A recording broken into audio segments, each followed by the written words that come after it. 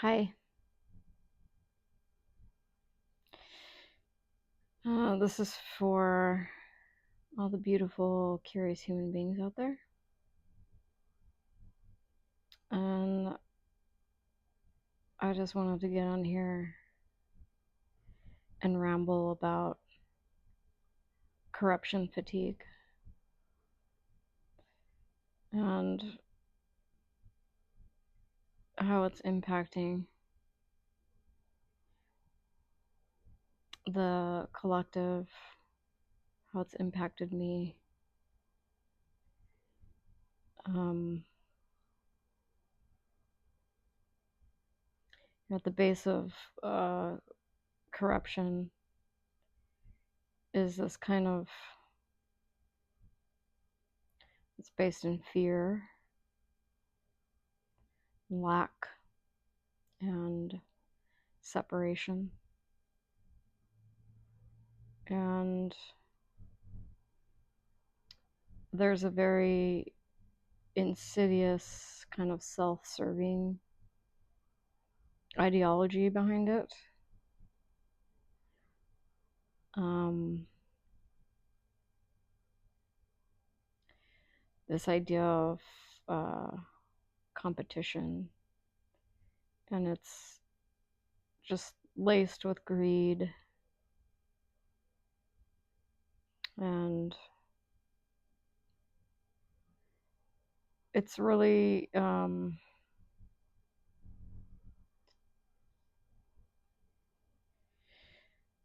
it's really anti-human, and it's very, the behaviors of corruption are very short-sighted. They're not based in considering the long-term impacts on human beings and communities. It's kind of this ideology that we've all been kind of indoctrinated with to some extent of the, oh, I'm going to get mine. Um, and it's really been normalized a lot. Um, and some people think it's natural or acceptable. Um,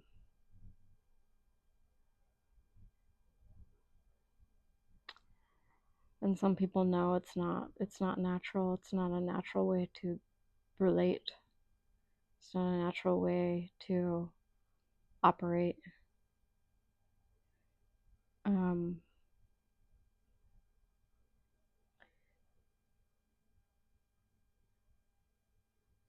if you're participating in it, it feels really gross in the body. And if you're impacted by it, it feels really gross in the body. Um, there's many different behavior patterns that support corruption, like manipulation and gaslighting and dishonesty and deliberate misinformation. It's just laced with false power. These power dynamics and corruption that we see in every system that we interact with. It's in the medical system, it's in the mental health system, legal system, financial system, education system, food system, pharmaceutical. And it really deteriorates trust in other people. And it creates a sense of normalcy, um, that allows for the justification of these behaviors related to corruption. Um, I hear things like, that's just the way it is. It really sucks. Um, but, and it's really hard to, when you see this everywhere in every system, the way corporations and employers treat people,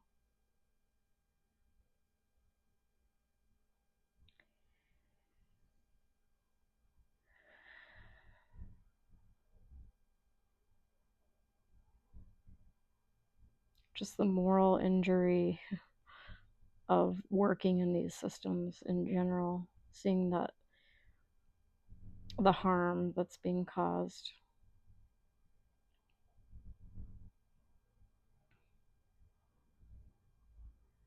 I think about that movie, The Lorax. Um, when I first watched that movie, it was so disturbing. I just felt that there was a very disturbing physiological reaction to that movie because um, the parallels of that movie in our daily existence, this consumerism and this corruption, this short-sighted self-interest, greed.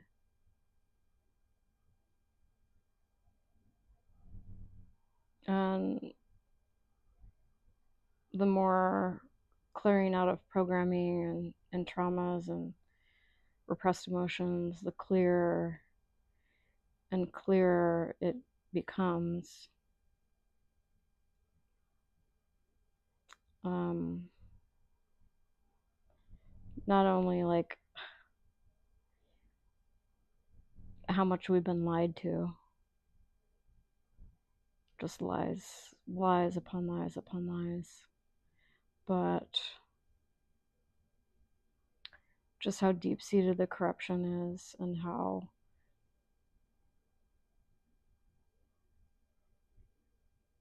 common the justification for it is. It's also totally understandable, by the way. Um, it's totally understandable why it's so common. To me, anyway, I totally get it. I understand it. But, um, it's just the consequences of the way that we're programmed and indoctrinated with this competition and this deep fear and lack and separation that drives it. It's understandable, and at the same time, it's just very harmful. And I,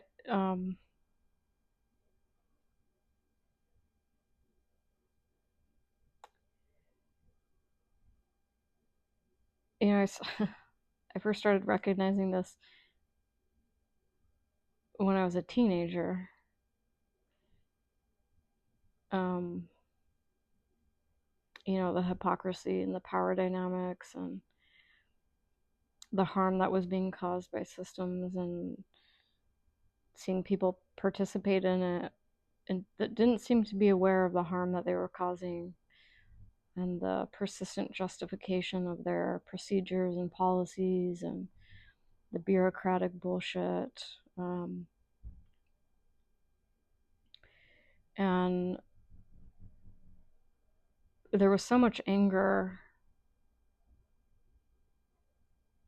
and confusion during that time in my life. And I would listen to music, Rage Against the Machine, Um, Later on, just like like System of a Down and Immortal Technique and different creative expressions of this corruption of the system of the machine and how it was impacting the everyday lives of people. And so it's not like something new. I'm just realizing, but over the span of my life, it's just gotten to a point where it's just like so.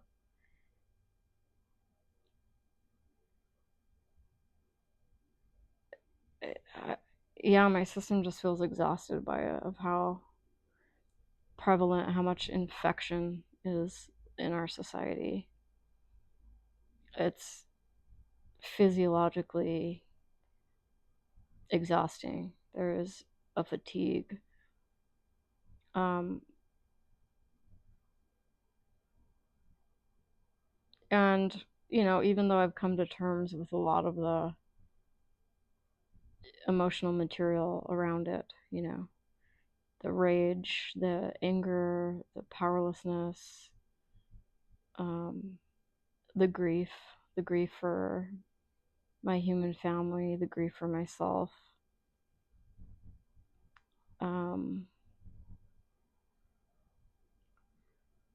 Now it's just kind of like, yeah, I just feel like corruption fatigue. Um,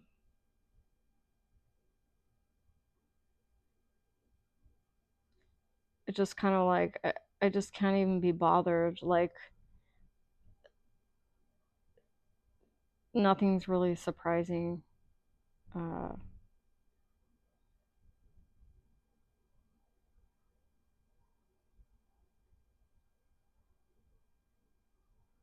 and it's not like a resignation, it's just like,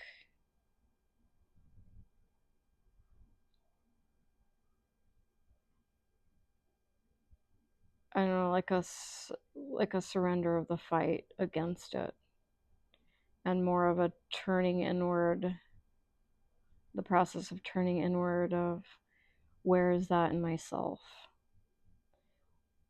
Where do I see this in myself? Where are the beliefs and emotions and programs in myself that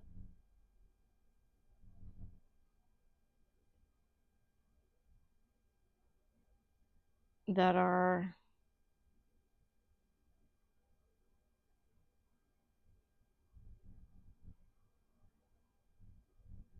you know influencing my participation, or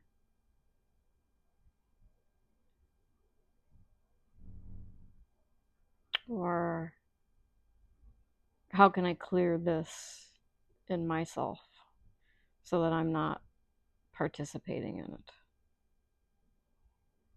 um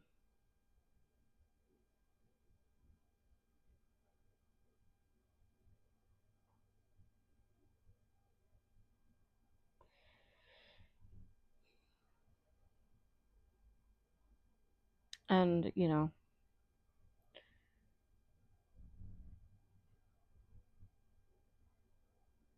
all of that stuff needs to be cleared out of our systems, our individual systems.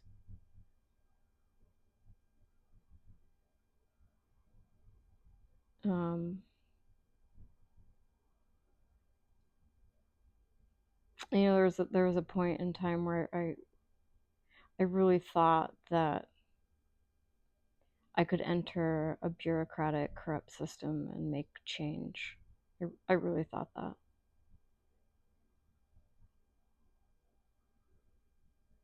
I really believed that. But there's something that happens when you enter one of these systems. Um, with this ideology of affecting change within them.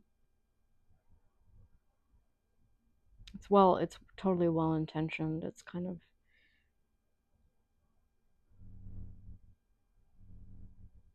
it's innocent and well intentioned, but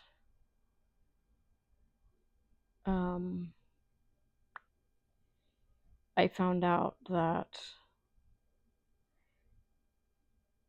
it doesn't work. Doesn't work.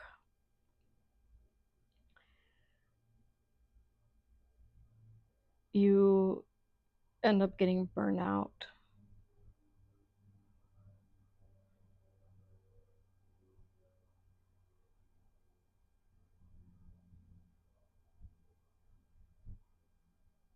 And God forbid you enter a position of supervisor or some kind of quote unquote leadership role in a corporate organization or one of these systems, because even if you're well intentioned,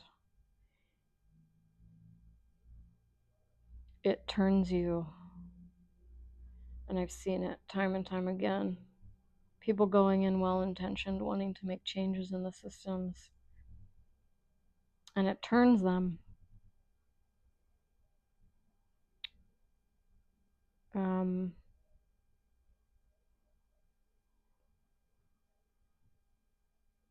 There are leverages, leverages like maybe you get a little bit more power, maybe you get a little bit more financial incentive.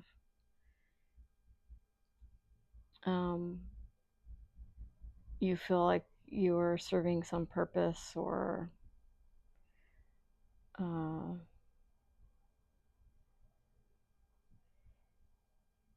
you have a family to take care of, a mortgage to pay. And I've seen people get stuck in these roles in the system, kind of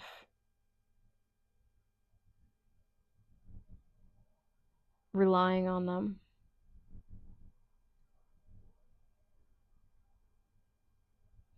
And ending up turning, that moral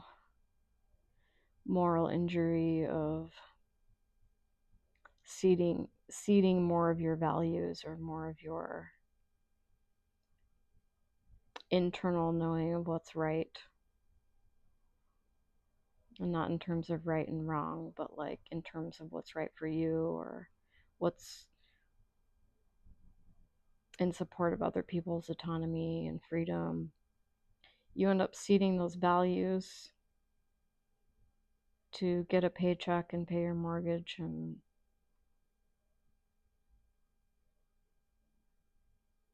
feel a sense of power, feel a sense of worthiness. And then you end up either totally bending yourself in these ways that are completely unnatural to you, and it turns you.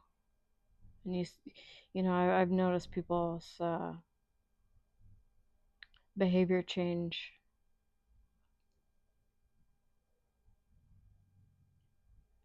after they enter these positions of leadership, these manager positions. Watching the stress that they're under to walk the line between these corporate expectations that are being placed on you and their own sense of what's right.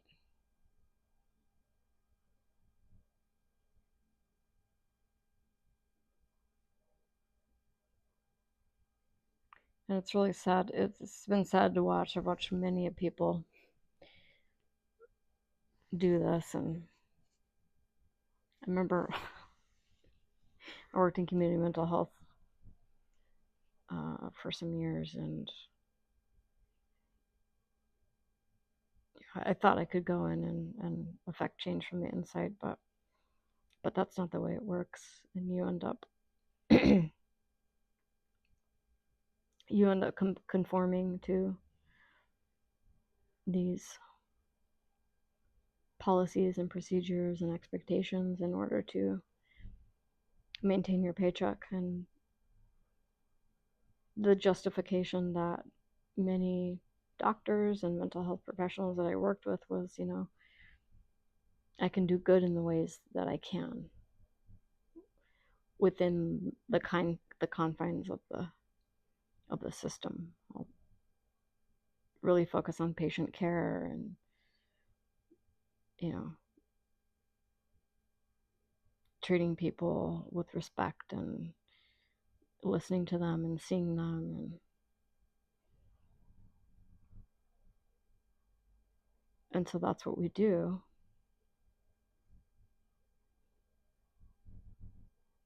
But there's always this pressure, knowing that I was working in a corrupt system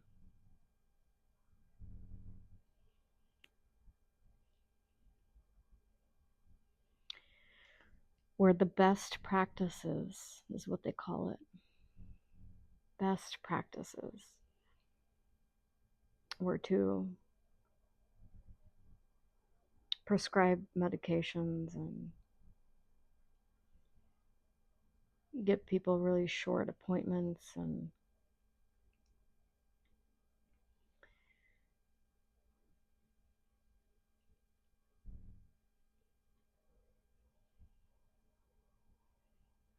label them and categorize them and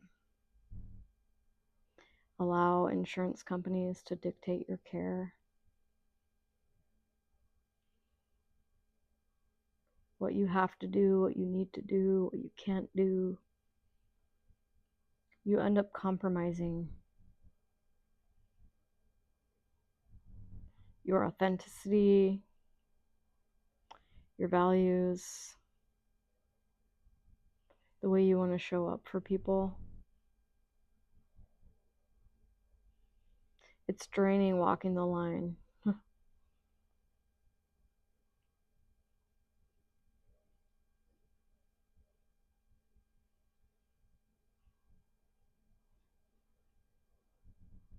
I tried, I did, I tried. And what often happens is, especially if you're somebody who is going into a system that really cares and wants to help people, support them, you just get burnt out, depleted. The doctors and nurses and mental health clinicians I work with, almost every one of them was burnt out trying to walk this line. These expectations that were placed on us is just too much. Too much. And patient care suffered, and our own lives suffered. The work-life balance suffers. And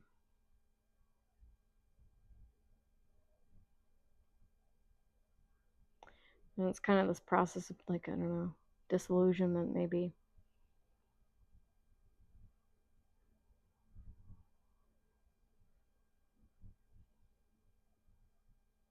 Resignment.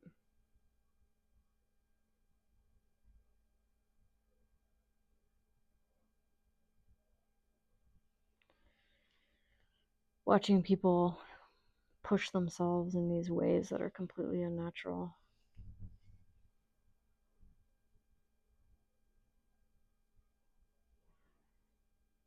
And just the social niceties, the social norms, these social expectations. Having to write emails a certain way and document a certain way.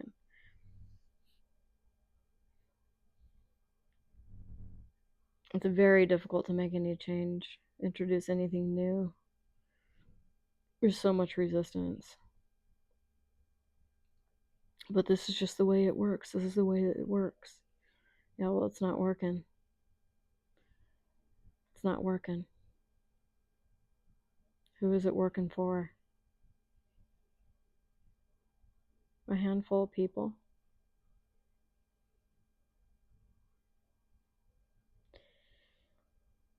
It's not working. It's not natural.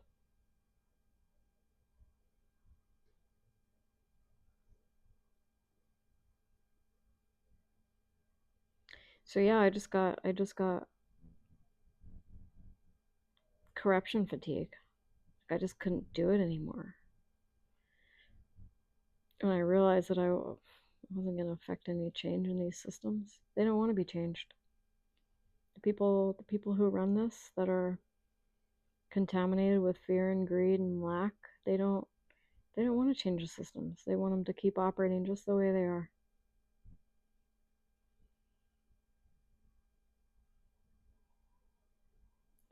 So they're not open to change.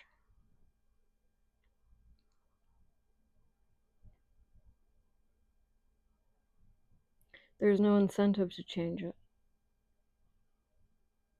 for the people that run these systems that are in positions of power that actually are the ones gaining.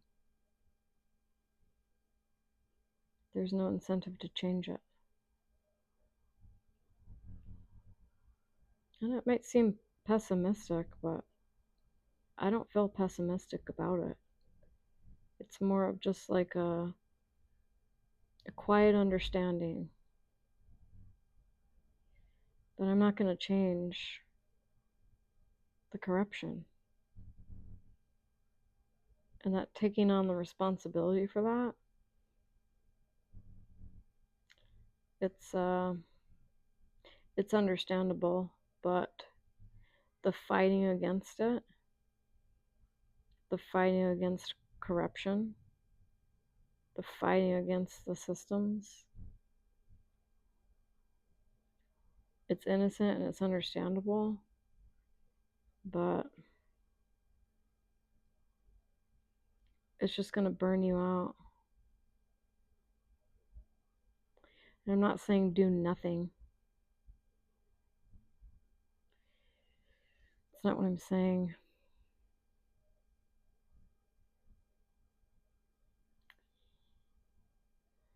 You do something when a moment calls for you to do something in your immediate environment, or if you want to get involved in community or whatever, you do that. But I mean, you can do that. But going into these systems to try to change them from the inside, yeah,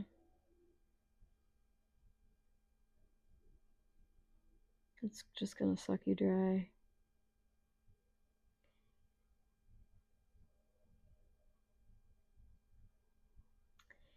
And people either turn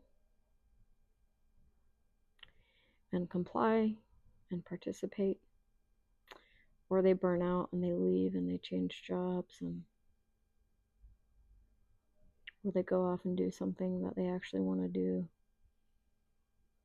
focus on themselves, their own happiness, their own peace, and the well-being of their community and families.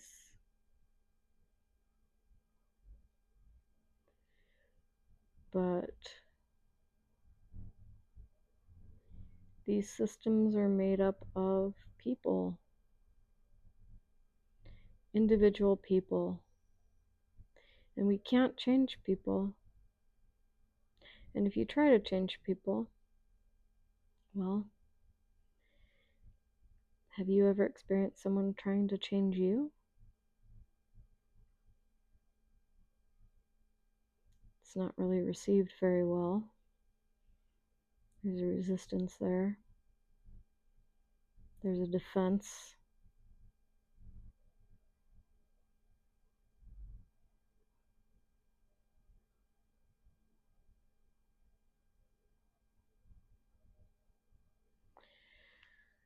But there are ripples we can make.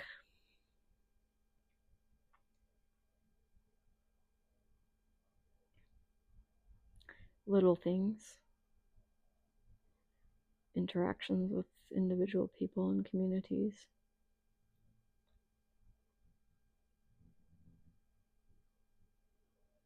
Going within, neutralizing these programs that birth corruption and behaviors related. You can resolve that within yourself. You have power to do that.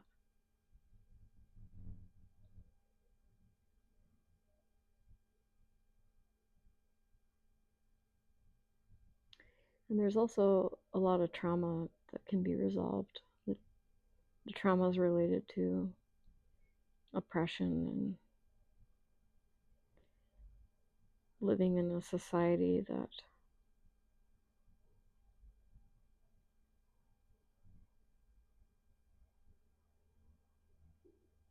shames you for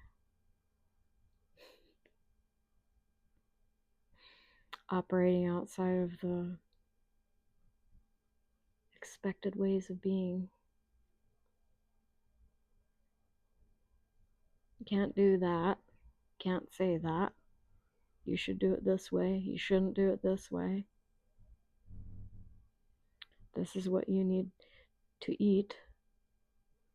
This is how you need to live. You can't express that. You have to express it this way. This is the right diet. This is the wrong diet. This is how you need to look. This is how much you need to weigh. This is what you do, blah, blah, blah, blah. All these expectations, and if you don't comply, well, there's social punishment there. Shamed, criticized,